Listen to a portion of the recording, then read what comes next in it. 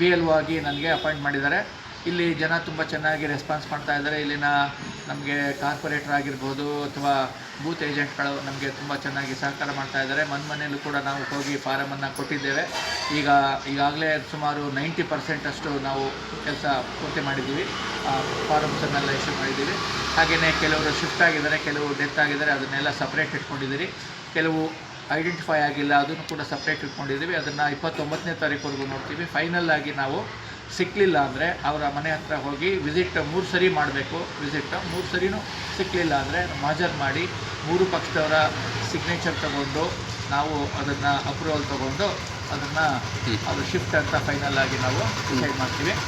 ಹಾಗೆಯೇ ಶಿಫ್ಟೆಡು ಅಷ್ಟೇ, ಡೆತ್ತು ಅಷ್ಟೇ. ಡೆತ್ಗೂ ಅಷ್ಟೇ ಅವ್ರ ಮನೆಯವರು ಇದ್ದರೆ ಅವರು ಡೆತ್ ಸರ್ಟಿಫಿಕೇಟ್ ಕೊಡ್ತಾರೆ. ಇಲ್ಲಾಂದರೆ 3 ಜನ ಪಕ್ಷದ ಏಜೆಂಟ್ಗಳು ಅಕ್ಕಪಕ್ಕದವರೆಲ್ಲ ಏನು ಹೇಳ್ತಾರೆ ಅದು ತೀರ್ಮಾನ ತೊಗೊಂಡು ಅಲ್ಲಿ ಅಪ್ರೂವಲ್ ತೊಗೊಂಡು ಅದನ್ನು ಡೆತ್ ಅಂತ ಡಿಕ್ಲೇರ್ ಮಾಡ್ತೀವಿ. ಹಾಗೆಯೇ ಇವಾಗ ಫಾರಮನ್ನು ರಿಸೀವ್ ಮಾಡ್ಕೊಳ್ಳೋದು ಪ್ರೊಸೀಜರ್ ಕೂಡ ಇವತ್ತಿಂದ ಸ್ಟಾರ್ಟ್ ಮಾಡಿದ್ದೀವಿ. ಈಗಾಗಲೇ ತುಂಬ ಚೆನ್ನಾಗಿ ರೆಸ್ಪಾನ್ಸ್ ಮಾಡ್ತಾ ಇದ್ದಾರೆ, ತುಂಬ ಚೆನ್ನಾಗಿ ಬರ್ಕೊಂಡು ಬಂದಿದ್ದಾರೆ. ಡೌಟ್ ಏನಂದರೆ ಕೆಲವರಿಗೆ 2002ನೇ ಇಸ್ವಿನಲ್ಲಿ ನಮ್ಮ ವೋಟರ್ ID ಎಲ್ಲಿತ್ತು, ಅಲ್ಲಿದ್ದು ಪಾರ್ಟ್ ನಂಬರು, ಅಲ್ಲಿದ್ದು ಸೀರಿಯಲ್ ನಂಬರು ಏನು ಅಂತ ಕೇಳ್ತಾ ಇದ್ದಾರೆ. ಅದಕ್ಕೋಸ್ಕರವೇ 2002ನೇ ಇಸ್ವಿದು ವೋಟರ್ ಲಿಸ್ಟು ಕೂಡ ಕೊಟ್ಟಿದ್ದಾರೆ. ಅಲ್ಲಿಯೂ ಕೂಡ ಜನ ಅವರ ಹೆಸರನ್ನು ಅಲ್ಲಿ ಐಡೆಂಟಿಫೈ ಮಾಡ್ಕೋಬೋದು.